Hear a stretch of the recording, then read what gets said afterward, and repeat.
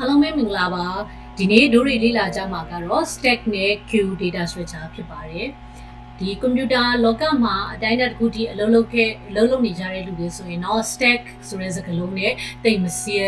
မ်းကြဘူးလို့ထင်ပါတယ်เนาะ stack overflow လို့ပါတော့ကြားဖို့နေကြလိမ့်မယ်ဖြစ်ပါတယ်ဒီစကားလုံးကို Okay stack data structure ဆိုတာဘာလဲဆိုတာကိုပထမဆုံးစာကြည့်ကြည့်အောင်stack ရဲ့ data structure ရဲ့သဘောတရားဒီဘယ် principle ပေါ်မှာအခြေခံတယ်လဲဆိုရင် less in first out ဆိုတဲ့ principle ပေါ်မှာအခြေခံတယ် less in first out အဲ့ဒါမြန်မာလိုလေးမှတ်ရင်ပုံလွယ်တယ်လို့ပဲနောက်ဆုံးကဝင်တဲ့လူကအရင်ဆုံးထွက်ဆိုလိုတဲ့သဘောကတို့ delete ကားစီကြတယ်ဆိုကြပါစို့ lift တစ်ခုလေးကိုတွားကြတယ်ဆိုကြပါစို့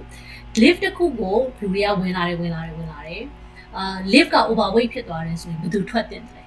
နောက်ဆုံးဝင်လာတဲ့လူဒီပြန်ထွက်သွားတယ် less in first out အဲ့တော့နောက်ဆုံးမှဝင်လာတဲ့လူဒီအရင်ဆုံးထွက်သွားရမယ်ဆိုတာကဒီ principle သဘောတရားပေါ်မှာအခြေခံပြီးတော့ stat data structure ကိုပြုလုပ်ထားပါတယ်ဆိုတော့ stat data structure ကိုတွားတဲ့အခါမှာ data တွေဒီလို stack ပေါ့နော်ဒီဇာတ်လေးနဲ့ကြည့်ရင်ပို့ပြီးတော့မြင်လာပါတယ်ဒီဘက်ကဝါရောင်ဇာတ်လေးကိုကြည့်ပါเนาะဝါရောင်ဇာတ်လေးနဲ့ကြည့်လိုက်လို့ဝါရောင် table လေးနဲ့ကြည့်လိုက်လို့ရှိရင်ပို့ပြီးတော့မြင်သာသိတာမယ်လို့ထင်တယ်ဒီမှာတွေ့လာတော့မသိဘူးเนาะဝါရောင် table လေး Okay အဲ့တော့အဝါရောင် table လေးမှာတွေ့လိမ့်မယ် stack လုပ်တယ်ဆိုတဲ့သဘောတရားကိုကျွန်တော်တို့ဒီ developer တွေမှာဘယ်လိုသုံးလေးရှိလဲဆိုတော့ push ဆိုတဲ့စကားလုံးနဲ့လည်းသုံးလေးရှိတယ်အဲ့တော့ data တွေကိုစထည့်လိုက်တာဒီပထမဆုံးဘေးကောင်းကိုစထည့်မလဲဆိုရင်600ကိုစထည့်မယ်ပြီးရင်900ကိုထည့်မယ်ပြီးရင်200ကိုထည့်မယ်အဲ့တော့စထည့်ဆုံးလိုက်တဲ့ကောင်ကအောက်ဆုံးကိုရောက်သွားမယ်ပေါ့အဲ့တော့ pop လုပ်တဲ့အခါကျတော့သူကဘယ်ဘက်ကနေဆွဲထုတ်မလဲဆိုလို့ရှိရင်သူကဘာဖြစ်မလဲနောက်ဆုံးပေါ့နော် one end ကဆွဲထုတ်မှာဖြစ်တဲ့အတွက်ကြောင့်မလို့သူကအပေါ်ကနေပဲထည့်မယ်အပေါ်ကနေပဲထွက်မယ်သူဒီဘယ်ကနေပဲတွားရလဲဆိုတော့ one end တစ်ခုလေးပဲတွားတယ်ဒါဒီ stack data structure ဖြစ်တယ်အဲ့တော့ဒါ stack နဲ့ပြလို့အဲ့တော့ stack နဲ့မပြဘဲနဲ့တို့ variable လေးတွေကိုအခုဒီမှာကြည့်ရအောင်เนาะ600 900 200ကျွန်တော်တို့ဒီစာရေးရေးတဲ့အခါမှာကွန်ပျူတာမှာပဲပြော lab ပေါ့နော်ဒီအပြင်မှာစာရေးတဲ့အခါမှာပဲကျင်နာရတာဒီလိုသွားလဲဆိုတော့ပထမဆုံးဘယ်ဘက်အလုံးကိုရေးတယ်ပြီးတော့မှညာဘက်ကနေပြီးတော့မှလာပြီးတော့ထည့်ပေးတာဖြစ်တယ်အဲ့တော့သူဒီ600 900 200ဒါဆိုရင်ကိုကဒါပထမဆုံး600ကိုရေးတယ်900ရေးတယ်နောက်200ရေးတယ်အဲ့တော့ less in first out principle ရကျွန်တော်တို့ရေးလိုက်တာဒီ200ဖြစ်တဲ့အတွက်ထွက်ရမယ်ပထမဆုံးစကားလုံးဒီလေ200စထွက်ဒီသဘောတရားကိုအခြေခံပါတယ်ဒါဒီ stack data structure ဖြစ်ပါတယ်ကဲဟုတ်ပြီဒီ stack data structure ကကျွန်တော်တို့လက်တွေ့လေ့ကျင့်ခန်းတွေအများကြီးမှာအသုံးပြုကြတဲ့exercise တွေမှာရှေ့မှာလည်းလုပ်ခဲ့ပြီးသားဖြစ်တယ်ပေါ့နော်အဲ့တော့ stack ရဲ့အလုပ်လုပ်ပုံလေးကိုကြည့်ရအောင်အဲ့တော့ stack ရဲ့အလုပ်လုပ်ပုံကိုပြီးသွားတဲ့အခါမှာကျွန်တော်တို့ queue ရဲ့အလုပ်လုပ်ပုံပေါ့နော် queue data structure QC ရဲ့ပေါ့မြန်မာလိုလည်းပြောကြပါတယ်နော်လူတွေတန်းစီနေ Q တန်းစီနေတယ်ဒီသဘောတရားကိုကြည့်ခံပါတယ်အဲ့တော့ Q တန်းစီတယ်စတော့ဆိုင်မှာပဲတန်းစီပစ္စည်းဝယ်ဖို့ပဲတန်းစီဘယ်သူအရင်ဆုံးရလဲရှေ့ဆုံးကတန်းစီထားတဲ့လူကရရမှာပေါ့အဲ့တော့ဒီသဘောတရားကိုကြည့်ခံပါတယ် first in first out ပထမဆုံးလာတဲ့လူကရမယ်ဒါဆိုရင်ကျွန်တော်တို့စာတွေကိုရေးကြည့်တဲ့အခါမှာပထမဆုံးဘာကိုဆွဲထည့်လိုက်မလဲ600ခုနကလိုပဲပြင်ပြောကြည့်ရအောင်600 900 200ထည့်တဲ့ပုံစံကမတူတူပဲပုံစံတူတယ်600ကိုရင်ထည့်မယ်ပြီးတော့မှ900ကိုထည့်မယ်ပြီးမှ200ကိုထည့်မယ် push လုပ်ဒါပေမဲ့ဒီတစ်ခါဒီလိုထည့်လိုက်ပြီးတော့ကျွန်တော်တို့ကဘယ်ကနေညာကိုရေးသွားတယ်ပေါ့နော်ထုတ်တော့ကြတော့ရှေ့ဆုံးကကောင်ထုတ်ချင်တာပထမဆုံးတန်းစီထားတဲ့ကောင်ထုတ်ချင်တာဒါဆိုရင် size နှစ်ခုကိုအသုံးပြုတယ် Q data structure မှာကျတော့ကျွန်တော်တို့ကနှစ်ဖက်ပေါ့အဲ့နှစ်ခုကိုအသုံးပြုတယ်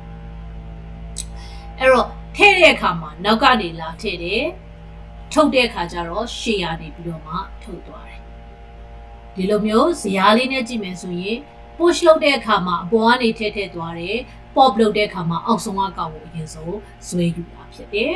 ဒါဒီ Q data structure ဖြစ်တယ်အဲ့တော့ stack နဲ့ Q ရဲ့အဓိကကွာခြားချက်ဒီဘယ်မှာကွာခြားတာကိုတွေ့ရလဲ data ကိုထုတ်တဲ့နေရာမှာကွာခြားတာကိုတွေ့နေမယ် stack ကကြတော့အပေါ်ဆုံးကနေထွက်လာ less in first out အပေါ်ဆုံးကကောင်ထွက်သွားနောက်ဆုံးဝင်လာတဲ့ကောင်ထွက်သွားမှာ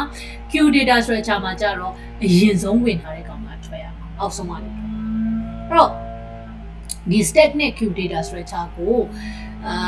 ကိုက class ဖွဲ့ပြီးတော့ရေးမယ်ဆိုလည်းရေးလို့ရပါတယ်ရှင်းမှာလည်း double link လေး single link လေးမှာတင်ခဲ့ပြီးရေးဖို့ရင်းနှီးလေးတွေလည်းပြခဲ့ပြီးပေါ့နော်အခုဒီမှာတော့ကျွန်တော်ကဘယ်သူ့ကိုအသုံးပြုမလဲဆိုတော့ Python deck data structure ကိုအသုံးပြုပြီးတော့ရေးပြပါမယ်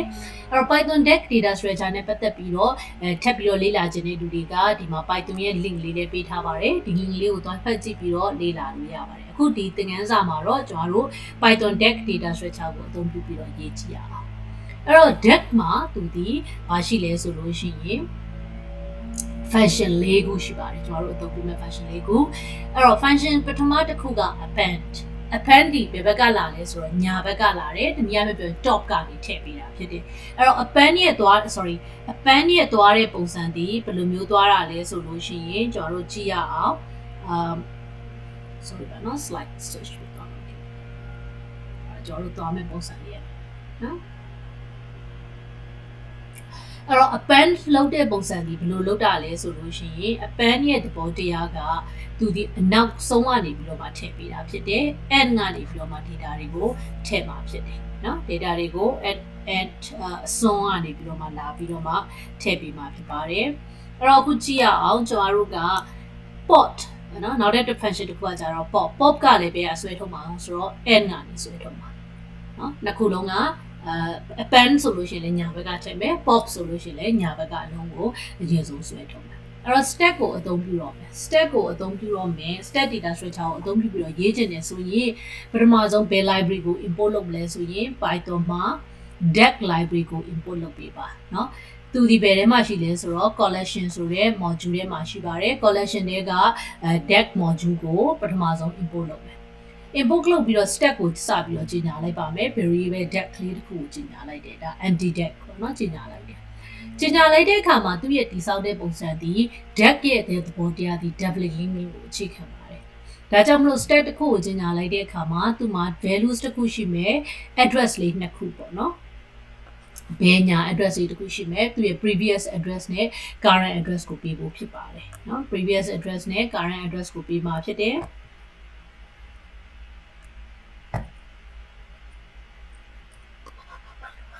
အဲ့တော့ previous နဲ့ current address ကိုပေးမယ်အခုစပြီးတော့ append 21လေးကို push လုပ်လိုက်ပြီးဆိုကြပါစို့เนาะစပြီးတော့21လေးကို push လုပ်လိုက်ပါတော့မယ်စပြီး append လုပ်လိုက်တာအဲ့တော့21လေးကို append လုပ်လိုက်တာနဲ့သူဒီဘယ်ဘက်ကိုရောက်လာလဲဆိုတော့ memory ရဲ့ညာဘက်ကနေစပြီးတော့ထည့်မှာဖြစ်တယ်ခုလောလောဆယ်ကတော့ empty array ဆိုတော့ဘာမှမရှိသေးဘူး21လေးစထည့်လိုက်တယ်ပေါ့အဲ့တော့ memory ပြင်မှာထည့်လိုက်လေ0864မှာစပြီးတော့ထည့်လိုက်ပြီ okayနောက်ထပ် element တစ်ခုဆက်ပြီးတော့ထပ်ထည့်မယ်26ထည့်မယ်ဒီတစ်ခါ append လုပ်မှာဖြစ်တဲ့အတွက်26ပြီးသွားတဲ့အခါမှာဘယ်ကိုလာလဲဆိုတော့သူ့ရဲ့ညာဘက်ကနေရေးမှာဖြစ်တဲ့26ပေါ့နော်မူလား21 26 okay ဒီလိုပဲအဲ့တော့သူ့ရဲ့နောက်ွယ်မှာ structure ဘယ်လိုသွားလဲကြည့်ရအောင်21 26ရှိတဲ့ element လေးရဲ့နေရာဒီ 0x100 ဖြစ်တာဖြစ်တဲ့အတွက်သူ့ရဲ့ next element ဒီ 0x100 မှာဝင်သွားပါမယ်အခု26လေးကိုတင်လိုက်မှာဖြစ်တယ်โอเคเนาะအဲ့တော့ဒါဒီ double link လေးရဲ့ structure တိုင်းဒီ deck ကနေတင်သွားပါတယ်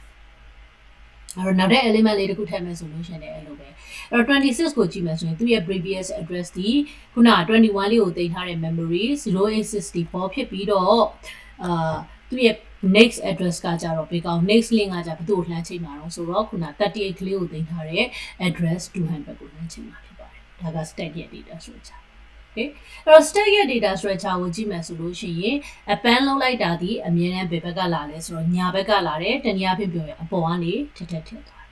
ဟုတ်ပြီ stack ရဲ့သဘောတရားအရ pop လုပ်တော့မယ်ဆိုရင်ဘယ်ဟာကိုစထုတ်မလဲအပေါ်ဆုံးအကောင်ကိုစထုတ်မှာဖြစ်တယ်အဲ့တော့ stack.pop ကိုခေါ်လိုက်တာ ਨੇ ဘယ်သူ့ကိုထုတ်သွားမှာလဲဆိုရင်အပေါ်မှာထုတ်သွားမှာဖြစ်တယ်အဲ့တော့ stack data structure တွေကိုဘယ်နေရာတွေမှာအများဆုံးအသုံးပြုလို့ရတယ်stack ကိုအသုံးပြုလို့ရတဲ့နေရာတွေအများကြီးရှိပါတယ်အဲ့တော့ example တစ်ခုကိုပြောရမယ်ဆိုလို့ရှိရင်တော့ဥပမာဘယ်လိုနေရာမှာသုံးလို့ရတယ်လဲကိုက array တစ်ခုရှိတယ်string တစ်ခုရှိတယ်ဆိုပါစို့เนาะ string တစ်ခုရှိတယ်ဆိုပြီးတော့အဲ့တော့ string တစ်ခုရှိတယ်ဆိုလို့ရှိရင်အဲ့ဒီ string တစ်ခုကိုသိမ်းမယ်ပေါ့เนาะဆိုပါစို့ဆိုပါစို့เนาะ I love Python အဲ့တော့ဒီ string တစ်ချောင်းကိုတို့တွေက